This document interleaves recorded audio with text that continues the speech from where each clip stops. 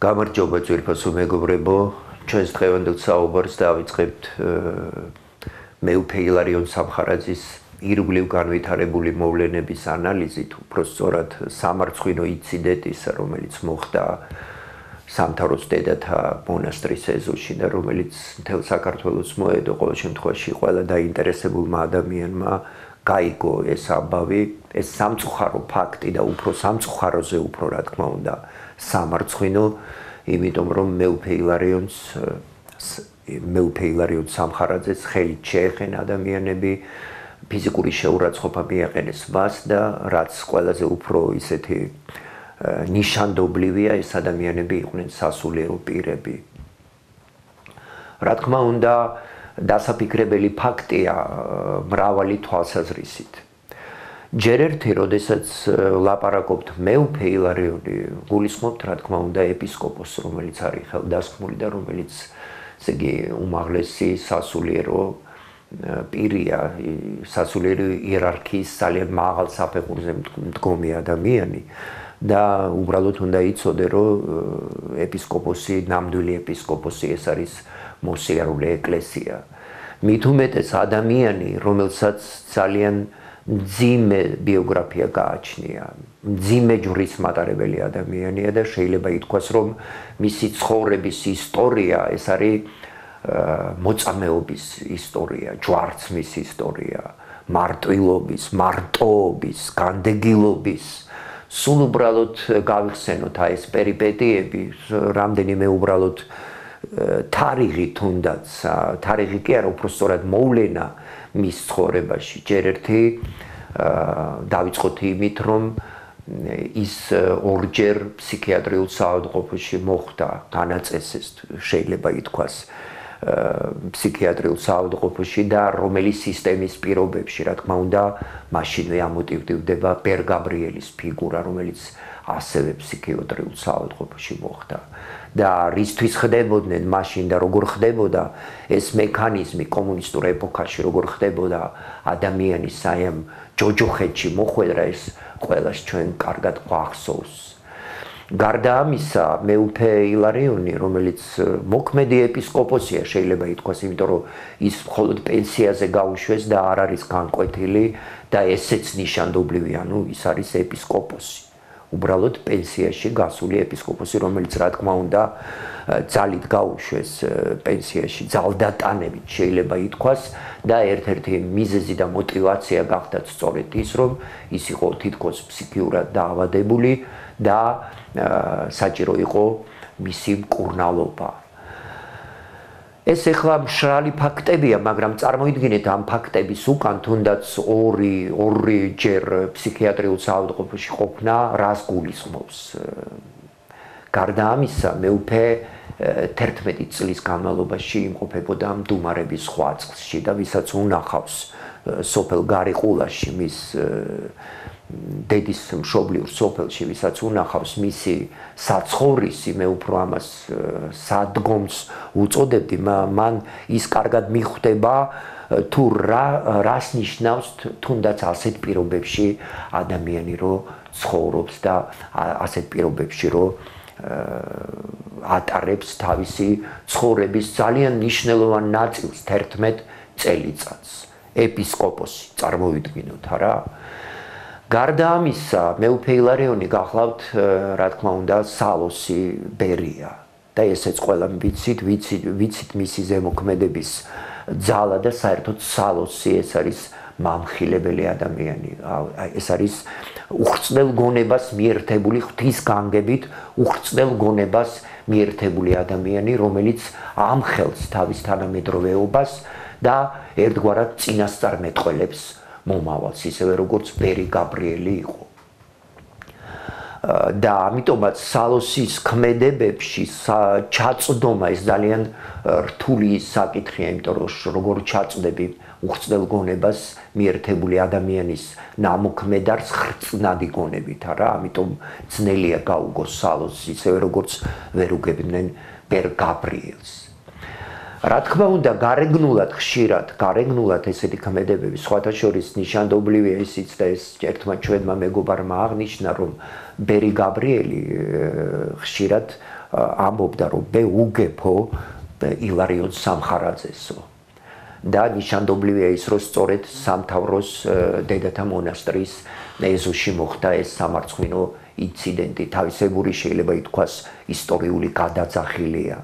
და ნიშანდობლივია ისიც რომ მეუფე ილარიონი ასე ვთქვათ ძირითადი ნიშა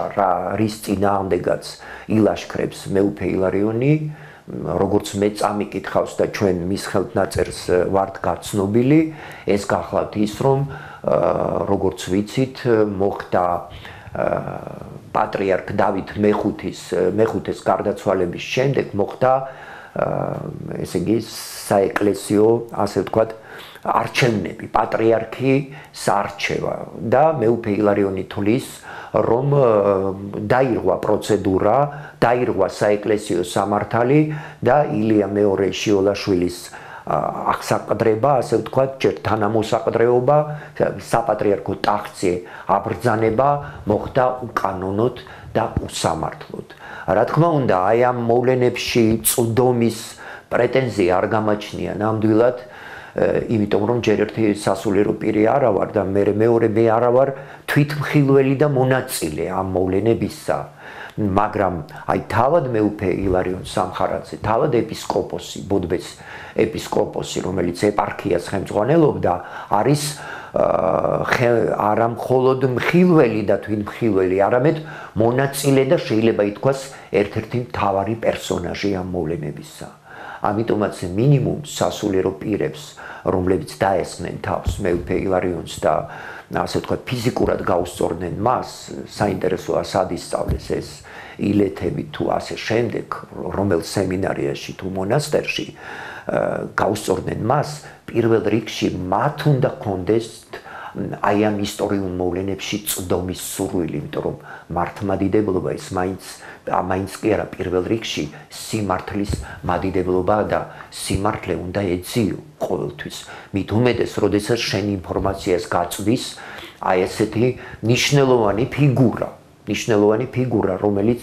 იმ დროს და დღესაც დიდი ავტორიტეტით სარგებლობდა როგორც სასულიერო ფიგურა რა ის იყო ერთ-ერთი რეალური კანდიდატი აი ამ საპატრიარქო ტახტზე აბრძანებისა და მინიმუმ უნდა მოусმინო მას და უნდა შეეცადო ჩაწვდე იმ ინფორმაციას რომელსაც ის გაწვდის მით უმეტეს როდესაც მართლა უღრმავდები აი ამ საფეხურებს თუ როგორ უნდა მომხდარიყო თქვათ პატრიარქის არჩევა როდესაც უღრმავდები შენ ხედავ რომ მართლაც დაირღვა პროცედურა წესით უნდა ყველაზე უხუცესი ვინც იყო ის უნდა აბრძანებულიყო ტახტზე და ასე შემდეგ ანუ ეს იყო პროცედურის ასე ვთქვათ საეკლესიო სამართალზე დაფუძნებული პროცედურის საფეხურეობრივი დარღვევა აი რგოლი ჯაჭვი უფრო სწორად რგოლებისა მაგრამ ჩვენ ეს კი არ გვაინტერესებს ჩვენ უბრალოდ გარეგნულად აღვიქვამთ მოვლენებს ანუ მეუფის ქმედებას ასე ვთქვათ მაშინ ასეთ შემთხვევაში უნდა დაერქვას ხულიგნობა რომ ვთქვათ ის წირვალოცვის ჩაშლას ცდილობდა და ასე შემდეგ რომ როგორც ამას ზოგიერთი პასუხისმგებელი პირი თუ სასულიერო პირი ბრძანებს ეს ძალიან პარადოქსულია ეს მსჯელობა იმიტომ რომ პირველ რიგში იმიტომ რომ იმ სისტემის პირობებში რა სისტემაში ჩვენ ცხოვრობდით რატო არ შეიძლებოდა რომ მართლაც დარღვეულიყო პროცედურა სახელმწიფო შესაბამისი სახელმწიფო ორგანოების ჩარევითა და ჩართვით იმიტომ რომ ჩვენ ვიცით როგორი სისტემა იყო ეს და როგორ ზემოქმედებდნენ ისინი ეკლესიაზე ოფიციალურ ეკლესიაზე მიწიერზე თორე ზეციურს ვერავინ ვერ ეხება რასაც წმინდანთა ჯაჭვი ქვია და ჩვენ გვახსოვს თუნდაც კომუნისტური დღესასწაულები არა კალენდრებში და როგორ იმ პირობებში არ შეიძლება რომ მინიმუმ ეჭვი შეგვეპაროს იმაში რომ არჩევნები თქვათ ნამდვილად სამართლიანად ჩატარდა და ნამდვილად სამართლიანად მოხდა ყველაფერი ის რის შედეგადაც ჩვენ სამეუფო ტახტზე პატრიარქოს ტახტზე მივიღეთ ილია მეორე შიოლაშვილი და თუ კი ჩვენ გარეგან ქმედებებზე გვაქვს ლაპარაკი, ან თუ გნებავთ, თუ ჩვენ ასე ვთქვათ, ხელშეუხებელ ავტორიტეტზე გვაქვს ლაპარაკი ილია მეორესი, ჩვენ აქაც შევიპარებთ ეჭვს, იმიტომ რომ საერთოდ როდესაც რაღაცას ეძიებ, ჭეშმარიტებას როდესაც ეძიებ, სიმართლეს ეძიებ და ამ დროს რომელიმე პიროვნება გაჩერებს შენ დედამიწაზე მცხოვრები, ეს უკვე ნიშნავს კერპთაყვანისმცემლობას, ეს უკვე კერპთაყვანისმცემლობის სინდრომია, იმიტომ რომ შენ ცნობიერებას ყინავ, შენს აზროვნებას ყინავ, შენ ფიქრის უნარს იგრძალავ ვიღაც პიროვნების გამო და სწორედ ამიტომ დაეჯახა ლენინის დიდ სურათს ბერი გაბრიელი. გარეგნულად ესეც ხულიგნური ქმედება იყო. და სხვათა შორის ფსიქიატრიულ საავადმყოფოში მოხვდა ისიც არა, იმიტომ რომ თუ კი ჩვენ ამას ჩავთვლიდით ბოროტ ხულიგნობად, შეიძლებოდა ვთქვათ წაგვეყენებინა, მე ედუარდ შევარდნაძის პოზიციიდან ვამბობ, სისტემის პოზიციიდან ჩაგვეყენებინა ბერი გაბრიელი იმ დამნაშავეთა რიგში და იმ რანგში, როდესაც ესე იგი გამოდიოდა რომ ის იყო სახელმწიფო დამნაშავე ან სამშობლოს მოღალატე. ბოროტი ხულიგანი, რომელიც როგორ შეეხო ლენინს არა, სინამდვილეში ისიც სალოსური ქმედება იყო. ისიც იყო უხრწნელ გონებაზე მიერთებულ ბერ გაბრიელის ქმედება, რომელიც ჩემი აზრით უნდა შეფასდეს და ასე აფასებენ კიდეც მაღალსულიერი ადამიანები, უნდა შეფასდეს როგორც საბჭოთა კავშირის დანგრევა. ის საბჭოთა კავშირის დანგრევა, როგორც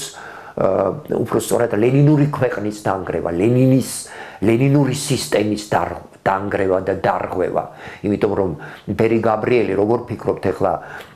ემოციით და ბრაზით აკეთებდა ამას, ან მეუფე ილარიონი ემოციით და ბრაზით და აღელვებული და ანერვიულებული შევიდა, ვთქვათ, სამთავროს დედათა მონასტერში და იქ ჩაიდინა მან ეს ვთქვათ ხულიგნობა, როგორც მას აბრალებენ, როგორ შეიძლება ადამიანმა 11 თუნდაც სხვაზე რომ არაფერი ვთქვათ, იმ ძიმე ჯვარსა და განსაცდელზე, თუნდაც ეპისკოპოსობაზე რომ არაფერი ვთქვათ, როგორ შეიძლება ადამიანმა 11 წლის განმავლობაში დუმარების 8 წლი იკისროს და შემდეგ ის იყოს ესეთ დონეზე ემოციური, გრძნობიარე და ნერვიული, რომ მას არ შეუძლია განსაჯოს სად იმყოფება, ვის უპირისპირდება, ვის ეჯახება თან მარტო 80 წელს მიტანებული მოხუცი. წარმოგიდგენიათ, როგორი გარეგნული თვალით უყურებთ ჩვენ ყველაფერს და რო ვერ წვდებით და რო არა გვაქვს წვდომის უნარი და სურვილიც კი არ გაგვაჩნია კვლევის და აი სწორედ ამიტომაც მიმართავს სალოსურ ქმედებებს, მამხილებელ ქმედებებს, რომ ერის ცნობიერება შეზანზარდეს და გამოიღვიძოს ერმა. ისე როგორც ამას უწოდებს თქვათ ბერი ნიკოლოზ მახარაშვილი შოკურ თერაპიას. კრებული წიგნიც გამოიცა რა, შოკური თერაპია, რომ შენ სხვანაირად ვერ გაღვიძებ, აი როგორც მედიცინაშია და მიმართავ აი ამ შოკურ თერაპიას და რა სამწუხაროა, რომ მე მიხდება ამაზე საუბარი, იმიტომ რომ ნამდვილად არ არის ეს ჩემი პრეროგატივა. ვიმეორებ ჯერ ერთი რომ საერო პირი ვარ და მეორე არა ვარ თანამედროვე იმ მოვლენებისა, ყოველ შემთხვევაში მოქმედი თანამედროვე პერსონაჟი, მე არ მინახავს ეს და არ შევხედი ვარ ამ მოვლენებს, მაგრამ აი საზოგადოებას რატომღაც უყვარს ანესთეზირებულ მდგომარეობაში ყოფნა. რატომღაც ალბათ იმიტომ სწორედ რომ იმიტომ არის რომ ეს კომფორტული მართლმადიდებლობა, როდესაც ყველაზე და ყველაფერზე პასუხს აგებს ერთი პირი, რომელიც არის ხელშეუხები ავტორიტეტი და ეს გახლავთ ილია მეორეშიოლაშვილი, რომ ის არ ცდება არაფერში და ასე შემდეგ და ჩვენ ფაქტიურად და შეიძლება ითქვას იურიდიულადაც კი მასზე გადაგვაქვს მთელი ჩვენი შეცდომებიც და დამსახურებაც. და ამოფარებული ვართ მის ავტორიტეტს. მე არასოდეს დამავიწყდება, იყო ერთი ესეთი სიუჟეტი ტელევიზიით მახსოვს, გავიდა ესე იგი ერთი ბიზნესმენი იყო თუ რაღაცა საქმოსანი კაცი, ზუსტად მახსოვს ვინც იყო, უბრალოდ არ მინდა დაასახელება და როდესაც კუთხეში მიაყენეს ძალიან ჟურნალისტებმა, ამოიღო ჯვარი და აიო ამ ჯვარს ფიცავარო ილია მეორემ მაჩუქავა ეს ჯვარიო თუ მე ვიტყუებოდო აი მიმართა ისე ვიზუალურად კარგად თვითონ იყო დამფრთხალი და ამავე დროს ილია მეორეს ავტორიტეტს მიაკითხა და მის ავტორიტეტს აკითხავს სხვათა შორის ყველა მომავალი ხელისუფლება იმიტომ რომ ისინი სწორედ იქ მათი სამართლიანობა მტკიცდება ასე ვთქვათ და მათი სამართლიანობა მარტო კი არა ღვთისმოსაობა ილია მეორესთან ურთიერთობით ანუ შეფარებული არიან მის ავტორიტეტს ხოლო თავად საქართველოს კათოლიკოს პატრიარქი მუდმივად 10 წლეულების განმავლობაში არის სწორედ ასეთი ადაპტაციისკენ მიდრეკილი სასულიერო ფიგურა რომელიც ყოველთვის საერთო ენას პოულობს მომავალ ხელისუფლებასთან და უბრალოდ არის წარმავალთან არა და ყოველი მომავალი ხელისუფლება ამ დროს ქართველ ხალხს დამსჯელ ექსპედიციად ევლინება. ანუ ეს ყველაფერი არის ღრმად გამოსაკვლევი და მეუფე ილარიონის ფიგურის ესე დამცრობა არის ჩვენი უმეცრების კიდევ ერთი ნიშანი. მე მინდა გავამახვილო ყურადღება ეხლა კიდევ ერთ მომენტზე შიდა სამზარეულოზე, როდესაც ხდება შიდა დაპირისპირება, ასე ვთქვათ თვითონ წმინდა ადამიანების პატივისმცემელთა შორის, როდესაც ისინი ფიქრობენ, რომ რომელიმე პიროვნება რაიმეს წვეთს, ან მეუფესთან ახლოს მდგომი, ან შორს მდგომი თითქოს მეუფის ნების გარეშე შეიძლება ვინმე იდგეს მის ახლოს, ან მისი ნების გარეშე შეიძლება, ასე ვთქვათ, ის ვერ აკონტროლებდეს მიმდინარე მოვლენებს. ეს იცით რა არის, ეს ნიშანია იმისა, რომ ჩვენ მაინც კარგად ვერ გვგრძნობთ და ვერ ხვდებით, რას ნიშნავს თქვათ იყო 11 წელი მდუმარე. ან რას ნიშნავს ცხოვრობდე და აზროვნებდე, განსაკუთრებით კი ცხოვრობდე ისე, როგორც იცხოვრა მეუფე, სიმართლით. როდესაც შენ მუდმივად გდევნიან, გავიწროებენ, ის რაც გაიარა ბერმა გაბრიელმა, ის რასაც გადის ბერი ნიკოლოზ მაქარაშვილი დღეს. ანუ ეს, როდესაც ასეთი ცხოვრებით ცხოვრობს ადამიანი, არა? და შენ უყურებ მას, მდუმარეა, ჩაკეტილია, განდგილია, შენ მინიმუმ არ უნდა გქონდეს პრეტენზია, რომ უახლოვდები, ასე ვთქვათ, მის ნააზრებს, იმიტომ რომ დაუკვირდი შენ როგორ ცხოვრობ. მე ჩემ თავზე ვამბობ ამ შემთხვევაში, მაგალითად უყურებ ტელევიზორს, მიყვარს ყავის მირთმევა და ასე შემდეგ. და როგორ შეიძლება მე ჩავწვდე, თქვათ, გარედან მის ნამოქმედარს და ნააზრებს. მაგრამ როდესაც ის ამხელს და მიგვითითებს, რომ აი სიმართლე ეძიეთ, სიმართლისთვის იბრძოლეთ იმ მცირე შესაძლებლობების ფარგლებში, რაც მე გამაჩნია და იმ მცირე გამოცდილების ფარგლებში და ეს გამოცდილება უკვე მცირეც არ არის, არა? იმდენი განსაცდელი გამოვიარეთ. მე და თითოეულ ჩვენგანს ევალება სიმართლისთვის ბრძოლა და სიმართლისთვის ხმალამოღებული ბრძოლა, რაც შეეხება სასულიერო პირებს, მე უბრალოდ მათ ერთ პატარა კორექციას შევიტანდი მათ ქმედებაში, თუ კი უფლებას მომცემენ და ნებას, ესე იგი 80 წელს მიტანებული მოხუცი ეპისკოპოსი ნახეს, გასალახი, ცოტა არ უყურებენ ტაბულას. და ვთქვათ, აი ბუკერიას მეუღლე ჩერგოლეიშვილი ამას წინათ გამოვიდა და პირდაპირ გაილაშქრა, როგორც იტყვიან, თავზე დაახურა საქართველოს კათოლიკოს პატრიარქს ყველაფერი, ისეთები ილაპარაკა, ეკლესიის წინააღმდეგ ილაშქრებენ, აი ნამდვილი ისეთი მტრული პოზიცია გააჩნიათ საერთოდ ეკლესიური მსოფლმხედველობის მიმართ.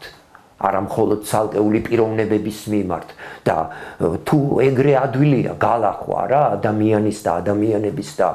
ამა ქვეყნის ძლიერთა, რატო იმათ არ მიაკითხავენ ან ნაციონალურ მოძრაობას, ან უამრავ არასამთავრობო ორგანიზაციას, რომლებიც გამოირჩევიან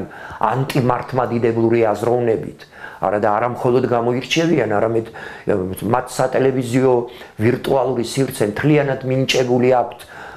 შემოდინებული ფინანსის კვალობაზე, რატო იმათ არ ვაკითხავთ და ესე ფიზიკურად ძლიერები და გაწყვნილები თუ ვართ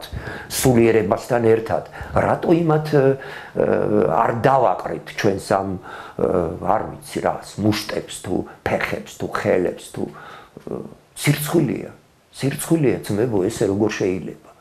ეს არამხოლოდ აზროვნების დაკნინებას ნიშნავს, არამედ საერთოდ ქართველი კაცის დაკნინებას, მისი ღირსების დაკარგვას ნიშნავს. აქ უკვე სულიერებაზე და სასულიერო პირობაზე არ არის ლაპარაკი, მით უმეტეს არ არის ლაპარაკი სამართლიანობაზე. მე მინდა ახლა გადავიდე მეუფის თემიდან გადავიდე პოლიტიკურ თემაზე, იმიტომ რომ ეს ყველაფერი ერთმანეთთან არის დაკავშირებული და აი ზუსტად სამართლიანი არჩევნებისთვის, გარემოს შეცვლისთვის, სამართლიანი არჩევნებისათვის იბრძვიან სწორედ პატრიოტთა კავშირის წევრები, მედია კავშირი ობიექტივი და მე მაქვს კონტაქტი ამ ადამიანებთან და შემთხვევითი არ არის ეს, რომ აი ზუსტად ესე იგი ეს ორი მოვლენა რაღაცნაირად შეიძლება თავისი მასშტაბითა და მნიშვნელობით სხვადასხვა და თავისი ბუნებითაც,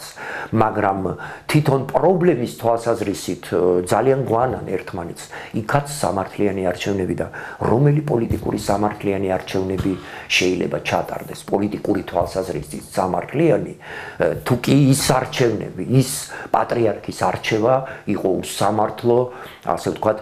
ყოველ შემთხვევაში საეკლესიო სამართალის მიხედვით გაუმართავი და არასწორი. მაგრამ აი აქაც მაქვს შეხება ველაპარაკე ქალბატონ ირმა ინაშვილს და სხვა ლიდერებსაც აი ამ პოლიტიკური გაერთიანებისა და მინდა ერთი ისეთი მნიშვნელოვანი ნიუანსი ვთქვა. სისტემა, ანუ სისტემა რა რთულია, პირადად მე მაქვს გამოცდილება 15 წლიანი ამ სისტემის შიგნით მუშაობის, ამიტომაც მოვლენებს ძალიან სხვანაირად ვუყურებ, თუნდაც მეუფე ილარიონის ამ მოწოდებულ ინფორმაციას ძალიან ისეთი როგორ თქვა, საღი კი არა, აი სინამდვილედ აღვიქვამ, იმიტომ რომ სისტემის ბუნება არის ასეთი, ის შენ გაძალებს იმას, რაც არ არის სწორი და ასე იყო ათწლეულების განმავლობაში და ჯერჯერობით ასეა დღესაც და ამიტომაც გვაქვს საფუძველი იმისა, რომ შევიპაროთ ეჭვი ილია მეორის სამართლიანად არჩევაში, მაგრამ რა მინდა ამჯერად ვთქვა,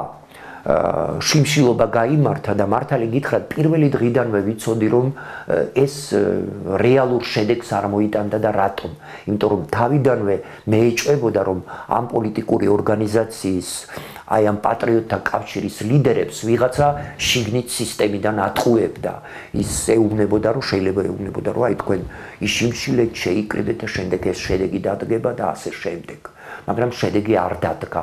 ანუ სისტემა არის თვითონ სისტემის ბუნება რამდენადაც მატყუარა, ამიტომაც ძნელია რომ მას დაუჯერო. მაგრამ ნურავი ნუელის რა მინდა მთავარი თქვა, რატო გადავედი პოლიტიკის თემაზე, ნურავი ნუელის წყალობას ამ სიტყვის ვიწრო კნინობითი გაგებით, საჩუქარს ხელისუფლებისგან, აი უყურეთ, თქვათ მედია კავშირი ობიექტივი და პატრიოტთა კავშირი ელოდა, რომ აი რაღაცა წყალობას გაიღებდა ხელისუფლება. რა ვერტიკალია? ხელისუფლება ელის რო წყალობას გაიღებს ამერიკის შეერთებული შტატების მთავრობა, ან მეორე თქვათ მხარე, თქვათ რუსული ორიენტაციის მხარე, რომ წყალობას გაიღებს კრემლი, რომ რაღაცას ჩვენ ყოველ ვიბოძებს, გვაფუჩუქებს ტერიტორიას, მთლიანობას და ასე შემდეგ. აი ეს ასე ვთქვათ გაფუჭებული წრედი, დაბინძურებული ვერტიკალი, როდესაც ქართველ კაცი იმის მაგრად თავისი ბუნება ეძებოს, თავისი ორგანიზმი გაიხსენოს, ისტორიული ორგანიზმი და მის აღდგენაზე იმუშაოს და რომ გამოჩნდეს ის პოლიტიკურ სცენაზე, მსოფლიო პოლიტიკურ სცენაზე, როგორც ანგარიშგასაწევი და უნიკალური ძალა, ამის მაგრად ის დაკნინებული, დაჩოქებული, დაპატარავებული თავისი ხელისუფლების კვალობაზე ხალხიც ვიღაცას რაღაცას მუდმივად თხოვს. და ის ვიღაცა, თქვათ, შეიძლება რაღაცას ძაღლივით მიუგდებს მას,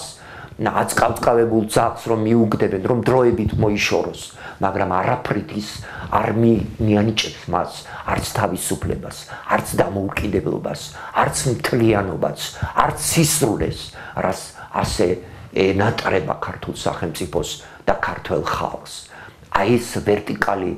ეს ვერტიკალი რომ გასწორდეს და დაბრუნდეს და ჩაბრუნდეს ქართველი კაცის სულში და მის სახელმწიფო ორგანიზმში, მან მაშინ პირველ რიგში თავისი სახის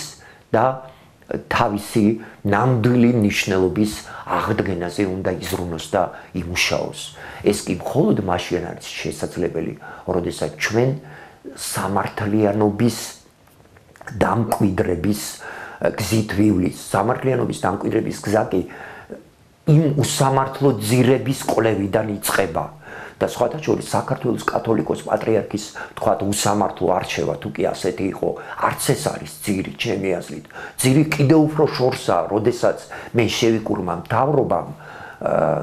კონსტიტუციურად, ფაქტიურად, ფაქტობრივად და იურიდიულად ესე იგი მეფობა უარყო. როდესაც იგნორი, ანუ აი როგორც მედია კავშირ ობიექტივს და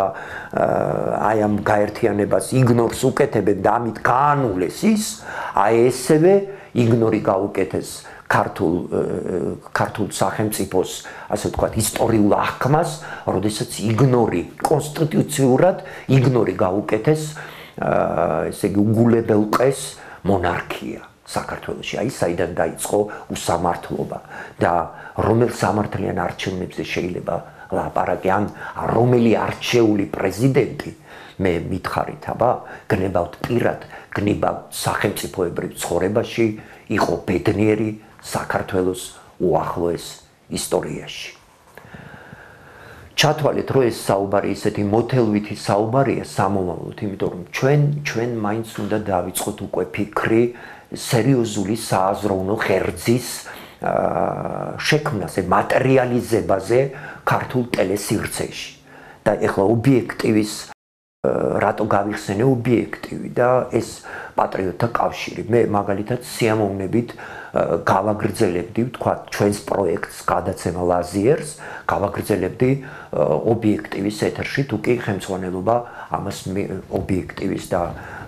პოლიტიკური კავშირის, აი ამ პატრიოტთა კავშირის ხელმძღვანელობა ამას მიზანშეწონილად ჩათვლის. რაც შეეხება ჩვენ საუბრებს, რომელსაც მე სიმართლის სკამი უწოდე და აი ვცდილობ ჩემი შეიძლება ჯერჯერობით დაბალი ხმით გავყვე, ვთქვათ, აი იმ პატარ-პატარა სიმართლის წვეთებს, რომელიცაც ჩვენ ცხოვრება მოგვაწვდის და ეხლა ისეთი ეს წვეთიც არ არის მეუფე ილარიონის ინციდენტი. ეს არის მე ვიტყოდი სამარცხვინო ფაქტი, რომელსაც მე ისტორია შეაფასებს. ხოლო უახლოეს თანამედროვეობაში რა მოხდება არ ვიცი. ვიმეორებ, ეს სალოსური ქმედებაა. სხვათა შორის მეუფე ილარიონს მსგავს ინციდენტი ჰქონდა, თუ გვახსოვს, თუ გავიხსენებთ კარგად, ბერ გაბრიელის საფლავთან, რასაც სულ რამდენიმე დღეში თუ კარგად მახსოვს, ბერ გაბრიელის წმინდანად შერაცხვა მოყვა. ასე რომ ეს მართლა ესეთი ემოციური კი არ არის ეს 80 წელს მიტანებული 11 წლის მდუმარება გავლილი, დევნილი, შევიწროვებული, შეურაცხყოფილი, არ ვიცი ყველანაირად, შეურაცხყოფილი რა თქმა უნდა, ხილული ისეთი მიწიერი თვალსაზრისით, თორე სხვა მხრივ სიმართლის მცველი და სიმართლის მატარებელი ადამიანი შეურაცხყოფილი არასოდეს არ არის პირიქით ის მიდის გაცოცხლებისკენ, ის მიდის ცხონებისკენ, ის მიდის გადარჩენისკენ, მარადისობისკენ, უსასრულობისკენ, ნამდვილი სიცოცხლისკენ. ამიტომაც ჩვენ ნურავის გონია, რომ ეს სიზმარეული გამარჯვებები არა, რამდენი გვახსოვს საქართველოს უახლოეს ისტორიაში, ოდიოზური, როგორც ჩვენ უწოდებთ, ვითომ ძლევამოსილი პიროვნებები, ჩამოვთვალოთ, თუ გნებავთ, რომელმაც ვინც გნებავთ ის იყოს, რომელიც იყო ტელევიზორში მუდმივად, არა? დაწყებული ვთქვათ სააკაშვილი, არ ვიცი, შევარდნაძე, თუ გნებავთ გამსახურდია, თუ გნებავთ ჯაბაიოსელიანი, თენგიზკიტოვანი, ნუ გამსახურდია სხვა რიგის და სხვა რანგის არის, მაგრამ მაინც სახელმწიფო შედეგი ჩვენ ვერ დავდეთ ვერასდროს და პიროვნულადაც ტრაგიკულად დაამთავრეს ამ ადამიანებმა. ამიტომ სიმართლის თქმას და სიმართლის ქმნას მაინც არაფერი ჯობია. თქვენ უყურებთ გადაცემა ლაზიერს, დიდი მადლობა, კარგად ბრძანდებოდეთ.